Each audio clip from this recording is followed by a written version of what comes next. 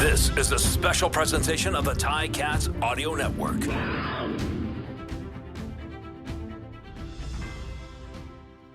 This coverage of the Women's Football Conference is a special presentation of the Ticats Audio Network. My name is Mackenzie Barwell, your host for today's episode. I'm typically on the other side of things here at the Hamilton Sports Group, working as the digital and in-stadium host for Forge FC, but I thought I'd step into the Ticats world after attending this weekend's second annual Women's Football Conference. So to give you some context, the event was started last year by Taylor McIntyre and Emily Todd. Taylor is currently working as the manager of sport hosting at Explore Waterloo Region. She's also a receivers coach for the McMaster Marauders and now founder of the Women's Football Conference. Emily Todd works with Football Ontario as the Director of Development. She's also an OWFL board member and worked with the Hamilton Tiger Cats as a participant in the 2023 CFL Women in Football program. Two very impressive women, both familiar faces around Tim Hortons Field. In today's episode, I'd not only like to provide you with a recap as to what went down this weekend, but also take you through some one-on-one conversations I had to really immerse yourselves into the event. So with that being said, I'll start off the episode with a conversation I had with Taylor. Her and I sat down Saturday night, sort of the calm after the storm, and she did a really great job at encapsulating what exactly this event is, how it started, and why she's so excited for the future of women's football. Let's start with what you just said. We're sitting in Club 1, you look out onto the field and you see the women's football logo on the video board, and now we're having a little reflection. So what's going through your head right now? This is second annual, and look how much has come together. I'm just really grateful. That's probably the perfect word, and so humbled that so many people in the community and the women's football community came out to support this, whether it was female athletes, female coaches, female S&C, female officials, but we also have our male allies, male coaches and male football ops, like people that are breaking barriers and creating opportunities so that it's, possible for women to exist in the football industry. If you could describe the Women's Football Conference in a few sentences, what would you want the biggest takeaways to be? Like, what is the Women's Football Conference in your words? So the Women's Football Conference was created as a platform to help provide education, inspiration, guidance, and networking opportunities to women and gender minorities in football. We talked about the origin story of the Women's Football Conference, but I want to make sure this gets on the record because I think it's really cool. So can you just give the Coles notes as to why you got started and how? So in 2022, I was very fortunate to have the opportunity from the CFL to be a part of their inaugural Women in Football program. I spent 4 weeks in May with the Winnipeg Blue Bombers, and it was absolutely an amazing experience. When I got home from Winnipeg, I was receiving messages from women in football looking to start on their path, whether it was S&C, coaching, as an athlete, as an official, just saying, how do I get involved? Who do I talk to? What courses do I take? And I thought, I was copying and pasting all these messages, and I thought, why doesn't a platform like this exist? Mm-hmm. And I looked honestly throughout Canada, and nothing really existed. So I thought, okay, well, I'll just create it. I know Emily has also been a big part of this. So when did you reach out to her, and what has your role in the dynamic between you two been like? So Emily's absolutely amazing. She's like my best friend in football. We talk almost every day, whether it's through text or phone call, whatever it is. But after I had this idea of creating this platform for women in football, kind of as a reflection on the NFL Women's Forum, I said, we need something here in Canada. In her role with Football Ontario, she does a lot of work in the space as well. And I thought she would be a great person to talk to. So I just called her and said, I have an idea. Right away, she was like, T, I love it. And I was like, okay, would you do this with me? Yeah. And she's like, yes, I'm in. I have goosebumps right now, dude. Okay, what I also think is really cool about you and Emily is that you yourselves have such big roles in, the football world. And you've brought together so many people in this space. But I also want to kind of give you your flowers because you could have easily been on that panel as well. So can you talk a little bit about your experience as a woman in football and the different roles that you've had? Of course. So I'll try and make this as short as I can. I started playing football in high school. So I was the first girl to complete a season at my high school. Played in grade 9 and 10, started coaching in grade 11 and 12. And that's really where the passion started and temporarily stopped because when I graduated from high school, there were no opportunities for women in football that I knew of. OIFA didn't exist yet. I didn't really have any options. So I was just a fan for 14 years, which is completely great. But in 2021, McMaster, Coach Potasic, and Coach Corey Grant created the Women's Coaching Apprenticeship Program, and I was one of 2 successful applicants nationwide. And I'm entering my 4th season with the McMaster Marauders. Absolutely love it. Since then, I've had the opportunity to work in community football, to have the experience with the CFL as part of the CFL Women in Football program.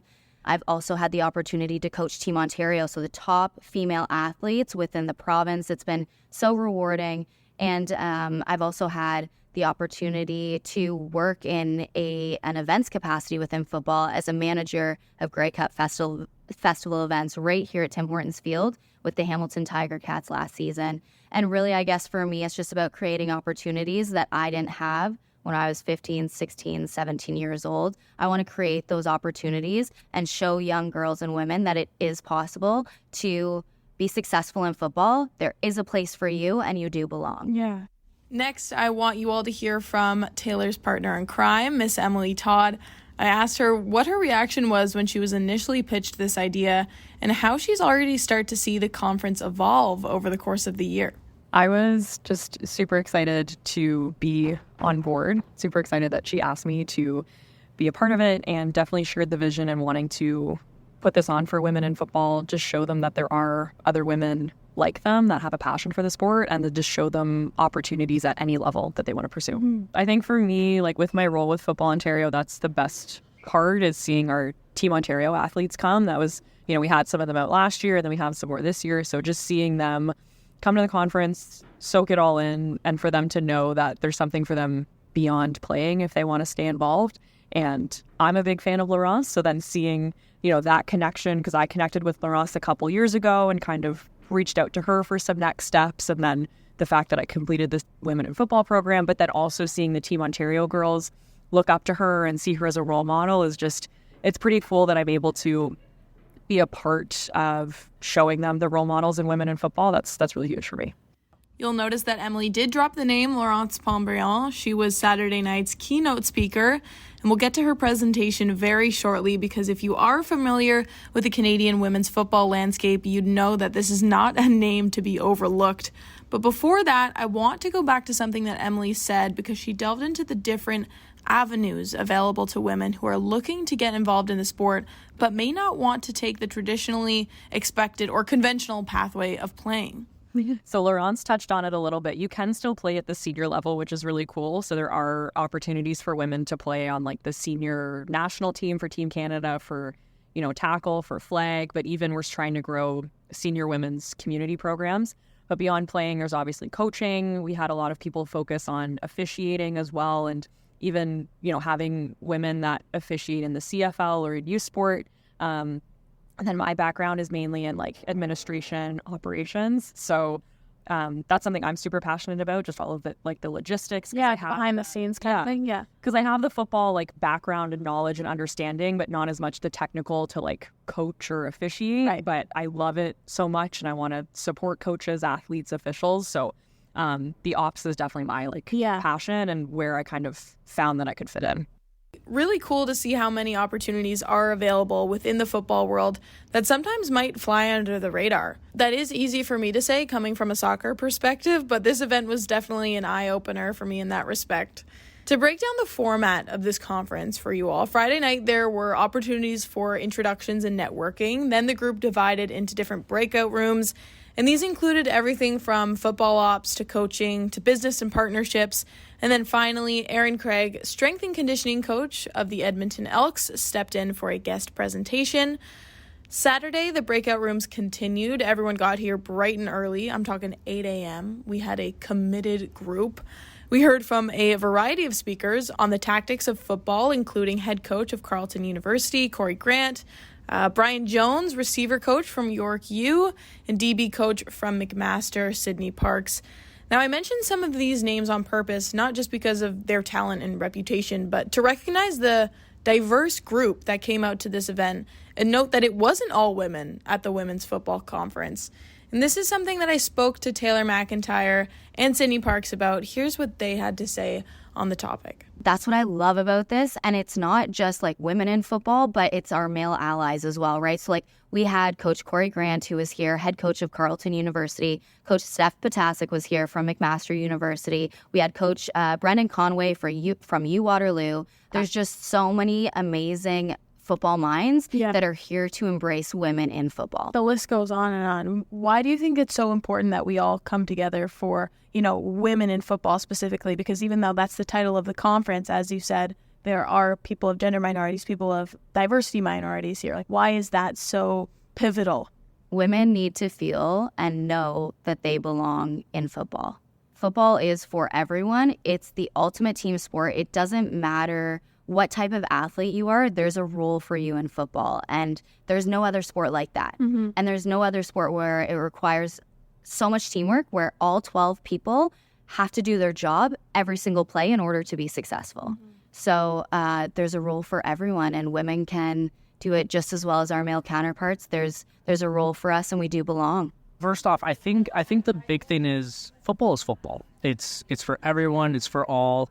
And what the Women's Football Conference really provides is an opportunity for new members to be part of an already great, established, existing community. And being the Women's Football Conference, it's targeting, you're a female, you want to get involved in the sport, involved in the community, don't know where to start. Come to this conference and learn and start to see, oh my gosh, football is not just one thing, but you can be an official, you can be a coach, a strength coach. There's many avenues to there. You can actually continue to play the game through flag football, touch football, these adult leagues. Having the Women's Football Conference introduce that, we bring them here because they're interested, but them seeing that, wow, there's so much diversity here. Like, it's not just women. It's like, well, we're here to tell you that football is for all. Mm-hmm. Like, we're going to reiterate that, but also trying to let the community know that having women lead, having women represent communities, like, let's start making that the status quo. Let's not make it go, like, right now it is a big deal because it's growing, but we hope that one day we can tell our kids and our grandkids that, like, they can enter an era where this is the norm, where men and women are side by side into this sport as well as other sports. We can say, let's grow this together and solely focus on coaching development, player development, community engagement. So yeah, having a great deal of diversity here, like seeing like a lot of people of color, a lot of male coaches here at a women's event, I think it shows that there is no fear. This is what we want. Some great insight there, and I have to thank both Taylor and Sydney for chiming in on that and saying it so eloquently. Now I want to revisit my comment about Laurence Pontbriand here. She is a very big name who came all the way from Montreal to do her presentation. I want to give you all an inside look into what she had to say on goal setting. I recorded a voice note while she was presenting because I think everyone deserves to hear her thought process. Why, you might be wondering? Well, Laurence worked her way up the CFL ladder to now being Senior Manager of Football and Officiating Development. She said she quite literally got her start counting push-up reps at the CFL Combine, to give you perspective. She's also played tackle football for Team Canada and is currently playing flag, also at the national level. She really is the epitome of a trailblazer for women in football. So here's an exercise that she took the audience through. Feel free to follow along if you can. So if you have your phones, if you have a pen or a piece of paper, I'd like you to write down 5 goals of yours. 5 goals that you have. And it might be a lot, and it doesn't have to be related to football. It can be related to anything else. But pick one of the goals that you selected, and it has to be the most important one. Now we're going to talk about the steps to get to that goal. We've already done 1 and 2, step 1 and 2. I invite you to lay down the plan that you have for that goal. Number 3, consider how you'll measure your goals. Is it by attaining a certain role? Is it by you want to attain 40 reps on the bench press? So consider how you'll measure your goals, or your goal, the one that you just circled or that you picked in your phone. Prepare for potential obstacles. What could happen that could prevent you from getting to that goal? Number 5, map out a timeline. So it's really important to set your steps with a timeline, because if you just think, oh, I want to be the next general manager in the CFL, Well, okay. Like you need the plan to be concrete and to tracking the steps to get there as well. So the timeline is really important for that. And then create a plan, create the concrete plan. What are you going to do to get there? What exactly are you going to do to get there? Because it's fun to have a goal, but if you don't have a plan, it's really hard to make it happen sometimes. And then last one, monitor progress consistently and reassess. I think it's important to see if you're on track to your timeline. What can you do to readjust your plan to make it go quicker if it needs to? But also reassess, because sometimes we work towards some goals and we keep going and we're just stuck in it. But is it still what we want to do? I guess the reason I really wanted to talk about goals, because you're here at the Women Football Conference because you have a great, you have for sure have a passion for football, for sure maybe want to work in football later in your life. So I really think that you need to focus, you need to have that laser focus, attention if you want to succeed.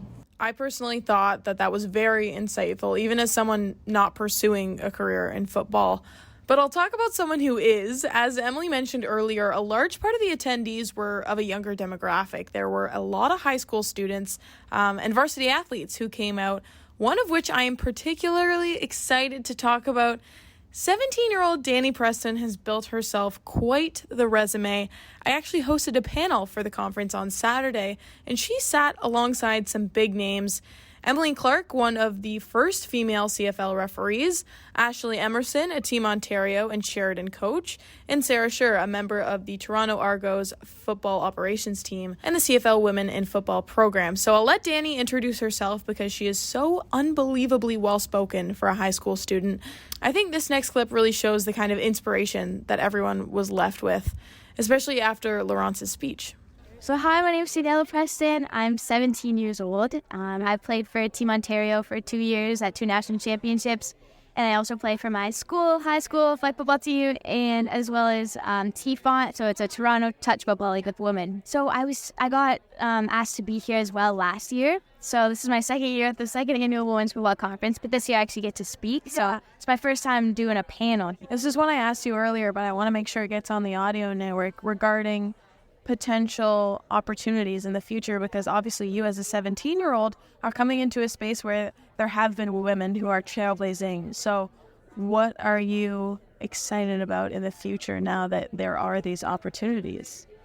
I'd say, so I'm in grade 12, so obviously there's post-secondary school, so I'm very excited to hopefully play in NOVIFA, represent my university institution there, so that'll be amazing. And then there's also the Olympic pathway as well, which opens up so many opportunities for myself and other young girls to set goals for ourselves. So I think the Olympics is another big dream. And also just continuing to network. And obviously this conference has been a great example of there's so many opportunities in this sport, not only for an athlete, but also just officiating, totally. So it's important. I'm on the same page with the media side, man. I'm taking notes. I thought about you when Laurence was doing the 5 steps to your goal. What are some of those goals that you wrote down? She said 5, but is there one that stood out to you? The top one that stood out to me is just to continue to be an advocate for equity in sports, whether it be through speeches or through promotional videos or through opportunities like this. Just continue to speak out and be that voice for females in football.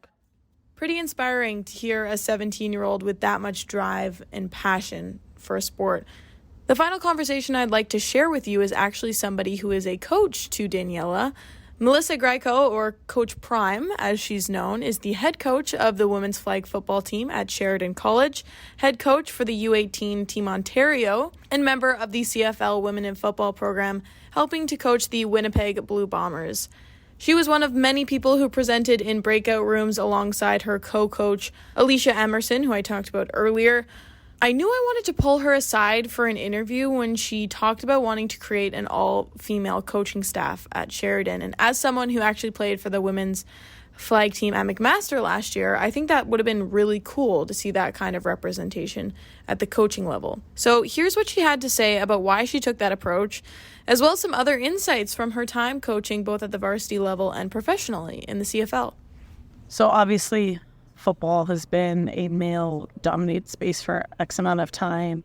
I was given opportunities by other males and happy to be in that space. But once I started kind of making my own name for myself, I wanted to make sure that I gave the same opportunity that I was given, even though it was from the male counterparts. When I got into a head coach role, I knew that I was like, I got to bring in an all-female staff, and not to discredit any males or not to bring on any staff, but I knew that I had women that were very good at their jobs, and I knew that I just wanted to bring them on just based off of the simple fact that being a woman, opportunities aren't necessarily given to us. So when I was in that role, I was like, I know 2 people that are going to be very, very good, and not just on the field, but off the field. Yeah, as an all-female staff, we take pride in taking care of our girls, and not just as coach player, but we treat them as daughters. I think it helps with the mental aspect of the game too, because they know that they can come to us with off-field issues as well. Another thing I thought was really cool was the hype video that you showed. So for those of you, obviously, who are listening and didn't get to see this, actually, you know what? You explain exactly what it was. At Sheridan College, a lot of our athletes last year were from our AT program and film and television. To kind of commemorate our first year as a varsity team, our film and media students just put a little hype video together with all the coaches and athletes, and it was something that was so fun. And even at the time, everyone just had a great time filming it, and it's experiences like that too, with social media being such a big thing now that will attract future athletes coming in. We did it obviously for us, but for the girls coming in, for them to realize that, hey, I can play at the next level and I can be a varsity athlete at the next level, which is super important because, again, growing up, we never had that. Yeah. So to be able to give that avenue to former players or to current players coming in is always our goal. Yeah, just other schools seeing that and be like, okay, this league is legit. Yeah. Like, these are teams that are taking themselves very seriously. So what do you think even the act of making this video speaks to about like the passion and the seriousness of the players at the university level? I think, unfortunately, we are still far ways away from what we want flag football to be at the next level. There are a lot of inconsistencies in regards to institutions not necessarily supporting those teams. And I think in order for us to really move forward and dive in, the schools need to back their programs and just dive in with the teams and just help build something special. There's always been basketball, volleyball, soccer, all these sports which are great, and football's kind of been put on the back burner for so long. And it's opportunities that we still get now, but again, forever growing. We're still not nearly where we should be when it comes to the collegiate side of things. Yeah. Correct me if I'm wrong, you also had experience coaching with Winnipeg? Yes. Okay, so a question regarding your professional experience, like what kind of perspectives did you gain from that you were able to take away and now obviously also bring to the varsity level? Yeah, that's a great question, because I said to Coach O'Shea at the end of my time there that I can't wait to bring back the culture. Yes. I think the culture of that program is something very, very special. And we try and build that culture, which I kind of touched on earlier, but we try and build that. And again, it's not just football for us. I think that's the most important thing. You can talk about routes and defense and all that kind of stuff all day long, but at the end of the day, what are the girls, what are the women experiencing? What are they going through during that time? How can we support them? What experience do they come out of it after 4 years or however long they play it at that collegiate level? The goal is to just make better people at the end of the day, not necessarily just football players. Our goal is just to make better people and just kind of continue with the growth of the sport. And being in Winnipeg just kind of sparked that little light where you're just like, I could not wait to get back to Sheridan to just kind of implement certain things. You want a group of people, whether it's men or women, that play for the name on the front and not for the name on the back. Play for the name on the front, not the back. That's something that I'm still thinking about. That's a really good quote, and I think relevant to any team setting, to be honest. A special thank you to Coach Prime for taking the time to talk with me. I did feel like I was trespassing a little bit as a McMaster Flag football alumni talking to the head coach of Sheridan, but totally worth it. Before we wrap up, I do want to throw to the last bit of my conversations with Taylor and Emily, because they talked about the future of the Women's Football Conference, and they've got big plans, to say the least. I know right away, obviously, because from my knowledge, I haven't seen anything else similar to this program or this platform in Canada. We would love to take it fully nationally and kind of rotate cities every single year. So we've been in Hamilton. The Hamilton Tiger Cats and Hamilton Sports Group has been absolutely amazing the last 2 years. Eventually, we would love to get to the place where we have sponsorship funding where we can go out west, right? Like, football is huge in Alberta. Women's football is huge in Alberta and Saskatchewan. Would love to go out there, maybe back-to-back years. Would also love to go out east. Nova Scotia and the Maritime provinces have had 6v6 women's football established for so many years now. Like, probably, I'm going to say 15 years, right? So there's a huge market out there. And I think in order to fully build the community that we want to have, we want everyone to be included, but we definitely need to make this nationwide. Yeah, I think I really liked the format that we did this year in terms of being able to provide an on-field session and then also different clinics. So if you are coming to the conference looking to develop as a coach and get more of like the X's and O's and things that you can actually implement, I think is really good. If you're brand new to this space and just looking to see who some mentors are, who some leaders are in the space, we had some of those kind of conversations about like building culture, building a football community, which was really great as well. So I think just to continue building on that and making sure that everyone who is attending, there's something to offer for them. Mm-hmm, mm-hmm. That will mark the end of today's episode. Definitely some exciting things to come. This is all the insider info I can get you on a podcast format. If you want to hear more, you'll simply have to come to the next conference. I'm currently recording this on level 7 of Tim Hortons Field, watching the girls wrap up their final on-field session. Quite the experience for everyone, and truly the entire weekend was a success. I have to extend my kudos one more time to Taylor and Emily for putting this on. I'm Mackenzie Barwell. This has been a special presentation of the Women's Football Conference on the Ticats Audio Network. Thank you so much for listening. This has been a special presentation of the Ticats Audio Network. If you like what you're hearing, please rate and review wherever you find our content.